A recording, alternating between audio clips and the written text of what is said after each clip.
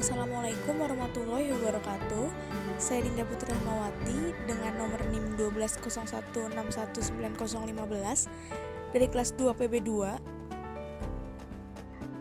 Dalam kesempatan kali ini saya akan mempresentasikan tentang self-healing. Nah, sebelumnya, apa sih itu self-healing?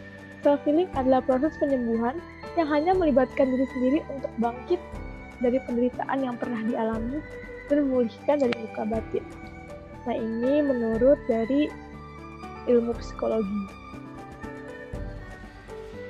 Lalu menurut Reza Gunawan, yaitu merupakan praktisi kesehatan holistik, self-healing ini juga bisa disebut rangkaian latihan taktis yang dikerjakan secara mandiri sekitar 15 menit dan dilakukan 2 kali sehari. Nah, dalam latihan self-healing ada beberapa aspek yang dilibatkan seperti pernafasan, gerakan, sentuhan atau pijatan, dan keheningan.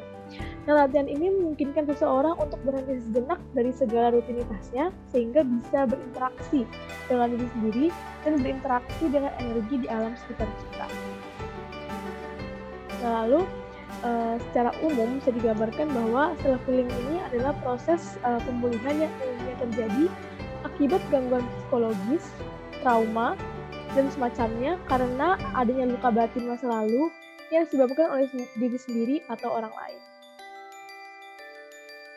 Nah, selanjutnya ada tujuan dari self-healing. Yang pertama, ada membuat diri sendiri lebih bahagia karena kebahagiaan terletak pada diri sendiri, bukan dari orang lain.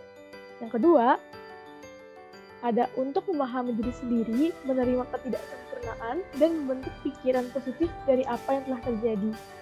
Nah, yang ketiga, untuk menyelesaikan unfinished business yang juga berakibat pada kelelahan emosi seseorang. Yang keempat, ditujukan sebagai preventif atau pencegahan sebelum datangnya suatu penyakit. Nah, lalu bagaimana cara melakukannya atau cara apa saja yang bisa dilakukan? Yang pertama, ada berdialog dengan diri sendiri. Mungkin cara ini terdengar sangat aneh ya, namun bisa dicoba berbincang dengan diri sendiri, seperti yang kamu inginkan atau seperti apa yang ingin kamu dengar. Nah, pahami perasaan diri kita sendiri dan emosi yang sedang kita alami. Karena kita sendiri yang lebih mengenal diri kita sendiri dengan baik. Nah, cobalah berikan afirmasi positif agar kita merasa lebih tenang dan nyaman. Nah, yang kedua, ada self-acceptance atau menerima diri sendiri. Ini maksudnya adalah permasalahan yang paling sering kita jumpai itu adalah bahwa kita tidak bisa menerima diri kita sendiri. Kita lebih sering ingin diri kita terlihat seperti orang lain. Nah, jadi mulai sekarang coba luangkan waktu untuk menerima diri kita sendiri dari segi baik atau buruknya, kesalahan atau kegagalan di masa lalunya, semuanya. Nah, hal semacam ini dibutuhkan untuk melakukan self-healing. Dengan begitu, kita dapat menjadi diri kita sendiri dan mungkin bisa menjadi lebih baik, bahkan dapat menerima segala kekurangan yang ada di dalam diri. Lalu yang ketiga, ada berdamai dengan keadaan.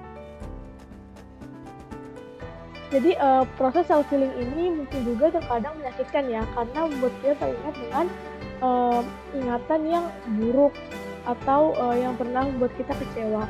Nah, tapi semua orang berhak kecewa atau marah terhadap hal tersebut.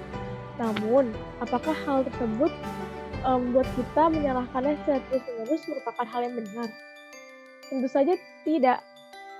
Kita harus mencoba untuk berdamai dengan masa lalu dan menerima keadaan dengan apa adanya. Nah, yang selanjutnya ada me time. Nah, jadi me time ini adalah untuk yang selalu mendahulukan atau memikirkan orang lain, mungkin sekarang saatnya kita memikirkan diri kita sendiri.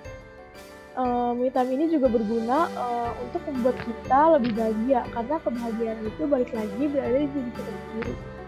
Cobalah untuk meluangkan waktu untuk melakukan aktivitas yang kita suka atau yang ingin kita coba.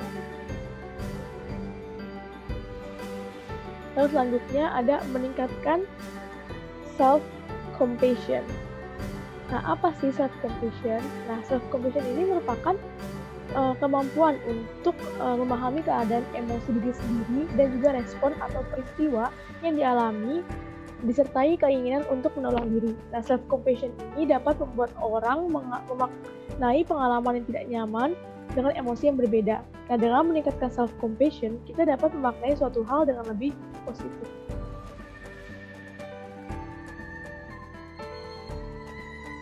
Nah, selanjutnya adalah jadikan penyesalan sebagai kekuatan. Pasti di antara kita pernah mengalami kejadian yang memalukan ataupun membuat kesalahan. Nah, terkadang kita merasakan penyesalan yang membuat kita berpikir harusnya kita bisa melakukan itu lebih baik sebelumnya. Namun, penyesalan tersebut seringkali dibawa hingga masa kini, sampai kamu merasa cemas dan gelisah yang membuat kita akhirnya lelah. Nah, maka dari itu, cobalah ubah penyesalan menjadi sebuah pembelajaran dan pengalaman di masa depan. Yakinkan bahwa membuat kesalahan itu adalah hal yang wajar dan memang tidak apa-apa, dan coba untuk tidak mengulanginya lagi. Terus selanjutnya ada tempatkan masa lalu pada tempatnya. Nah, pasti kita atau siapapun itu mempunyai masa lalu yang kurang baik, yang membuat kita merasa tidak tenang hingga saat ini. Namun, masa lalu bukan suatu hal yang perlu disesali secara terus-menerus. Hal yang dapat kita lakukan ialah memaknai secara positif masa lalu yang pernah terjadi.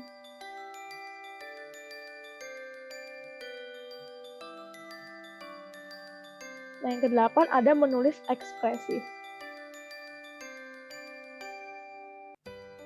Jadi ada beberapa dari kita yang tidak bisa mengungkapkan perasaan secara verbal, maka dari itu melalui tulisan. Nah, tidak memerlukan ejaan, aturan, tanda baca, atau apapun untuk menulis apa yang kita rasakan. Nah, dengan menulis mungkin semua perasaan dan kekesalan dapat membantu untuk melihat masalah dari perspektif yang lain. Terus selanjutnya ada jangan menyerah pada apa yang diimpikan. Pastinya mimpi yang besar itu membutuhkan waktu untuk menggapainya. Nah, tapi jika kita tetap termotivasi, memiliki keinginan yang pasti dan berusaha setiap hari, maka akhirnya pasti akan tercapai juga. Tapi sayangnya seringkali kita tuh menyerah sebelum mimpi itu tercapai, lalu kecewa dan akhirnya menjadi penuh penyesalan. Padahal semua itu akan memperburuk penerimaan atas diri sendiri. Oleh karena itu, penting untuk melakukan self-healing agar dapat menghargai tujuan, impian, dan hasil kita. Gunakan waktu dan energi yang dimiliki untuk meraihnya. Terus selanjutnya ada maafkan diri sendiri.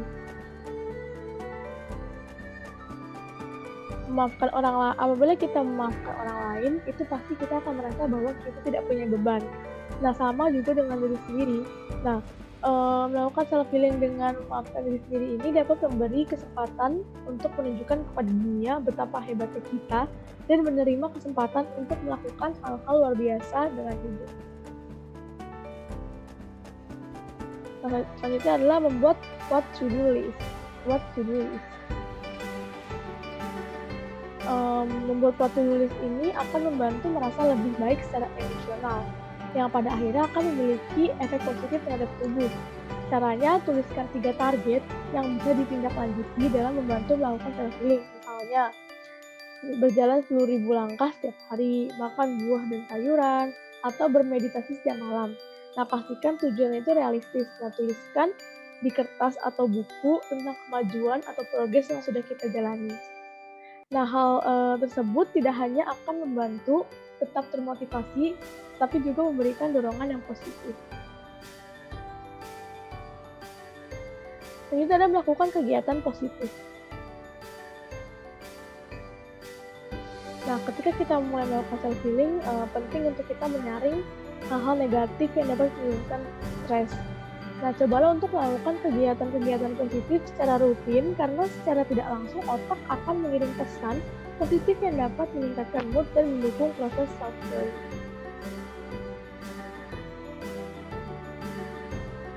Selanjutnya adalah berolahraga secara rutin. Siapa nih yang suka malas berolahraga? Padahal semua orang tahu ya bahwa olahraga ini membuat kita tetap sehat dan kuat. Nah, penelitian juga menunjukkan bahwa olahraga dapat membantu lebih cepat pulih dari luka batin. Mungkin sulit memotivasi diri untuk berolahraga, terutama jika sedang merasa lelah atau mood sedang merasa kurang baik. Tapi faktanya, berolahraga itu justru setiap hari dapat membantu meningkatkan kekebalan tubuh dan memperbaiki suasana hati loh. Dan yang terakhir ada tidur yang cukup. Suka begadang. Nah, jangan salah, tidur itu merupakan salah satu proses dari self-healing. Tidur menjadi pertahanan alami tubuh terhadap infeksi. Jadi sangat penting untuk tidur yang cukup, itu 7-9 jam setiap malam ketika melakukan self-healing. Nah, tidur di waktu yang sama setiap malam dapat membantu kita tertidur lebih cepat dan memperbaiki suasana hati karena tubuh terbiasa dengan rutinitas tidur yang baik.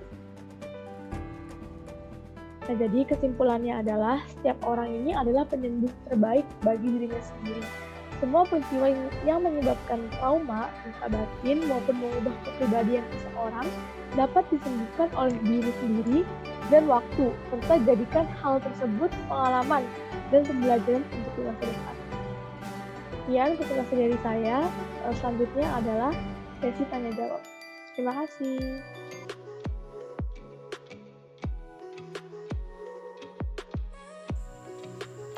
Saya Najwa Lutfia, kelas 2 PB2. Izin bertanya, apakah cara-cara yang dapat dilakukan hanya yang dipaparkan dalam PowerPoint saja, atau mungkin ada cara lain? Terima kasih. Ya, pertanyaan pertama saya akan menjawab pertanyaan dari Najmi. Jadi Najmi jawabannya adalah tidak ya. Apa yang dipaparkan di salin dia saya itu hanya gambaran umum, tapi banyak self-healing lain yang bisa dilakukan, karena seperti yang sudah saya jelaskan tadi pada akhir bahwa setiap orang itu adalah penyembuh terbaik dirinya sendiri gitu. Jadi orang itu sendiri yang tahu apa yang terbaik buat dirinya. Seperti misalkan ada orang yang justru self-healingnya itu tidak bisa berada di yang tempat hening, justru dia bisanya berada di tempat yang ramai. Atau justru self-healingnya bisa jadi self-healing dia mengerjakan tugas yang sudah diberikan oleh guru atau dosen. Nah, jadi kita tidak bisa menyamaratakan semua self-healing seperti yang ada di salin dia saya, tapi yang ada di salin dia saya ini bisa dibilang ini seperti gambaran umum gitu, yang paling sering dan banyak dilakukan oleh orang.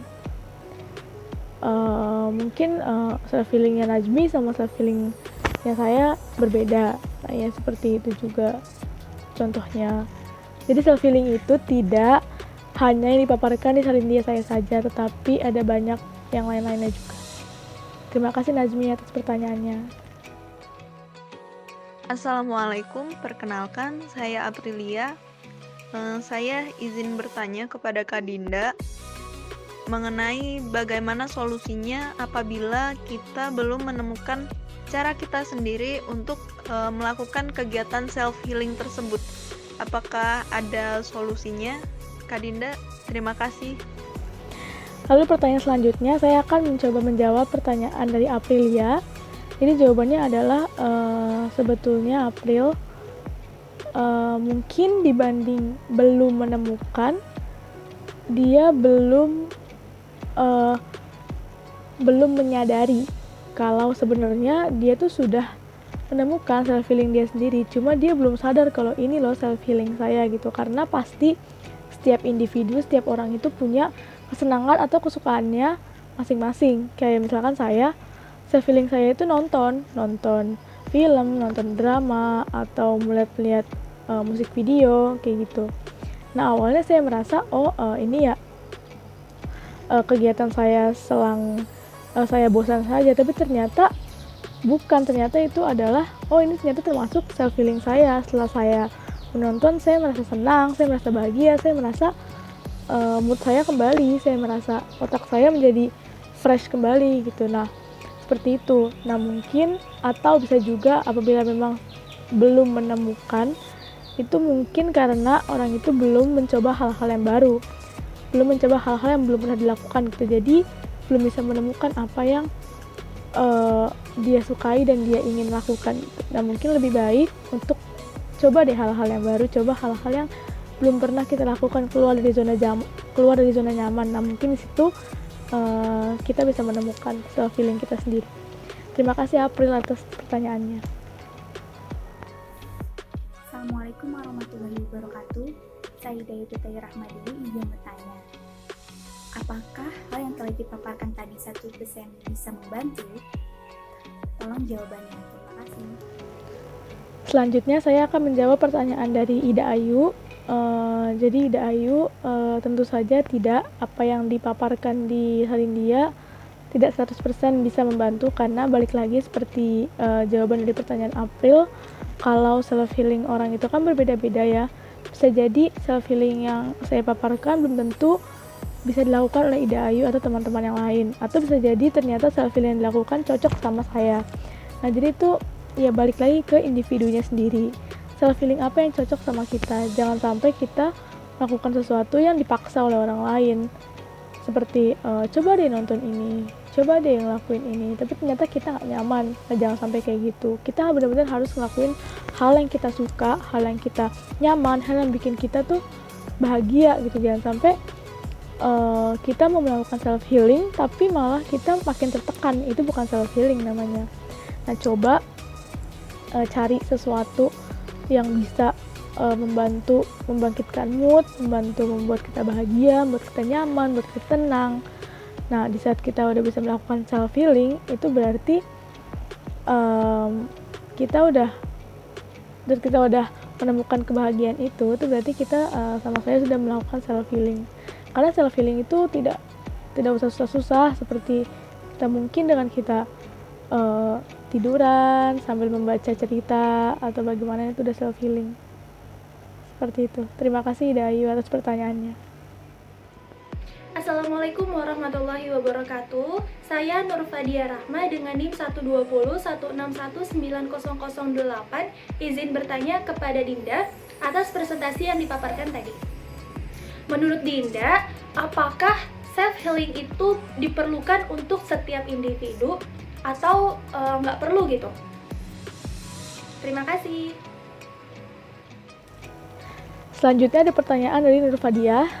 Jadi Nur Fadia, menurut saya self healing itu penting ya untuk saya pribadi, karena pasti ada masa dimana kita tuh jenuh, bosen, capek, lelah, penat sama semua rutinitas yang kita lakuin, seperti organisasi, kuliah, kerja, sekolah, atau apapun itu pasti ada rasa bosan. Nah, disinilah di self healing ini kita bisa istilahnya merefreshkan lagi gitu semuanya. Kita buat fresh lagi supaya untuk menjalani kegiatan atau rutinitas kita menjadi fresh lagi. Karena apabila kita tidak melakukan self healing, takutnya kita merasa stres karena terlalu lelah, terlalu tertekan, terlalu banyak pikiran, yang akhirnya kita malah semua pekerjaan, semua apa yang harus dilakukan ini jadi buyar dan jadi tidak tahu arahnya mau kemana. Nah, oleh karena itu menurut saya sangat penting, karena saya pribadi sering melakukan self healing di sela-sela kegiatan yang sangat melelahkan gitu. Walaupun memang kadang-kadang waktunya tidak terlalu banyak, tapi saya manfaatkan, karena kalau tidak seperti itu saya bisa beban dan bisa banyak pikiran. Nah, apabila saya banyak pikiran, biasanya saya jadi tidak fokus melakukan segala sesuatu.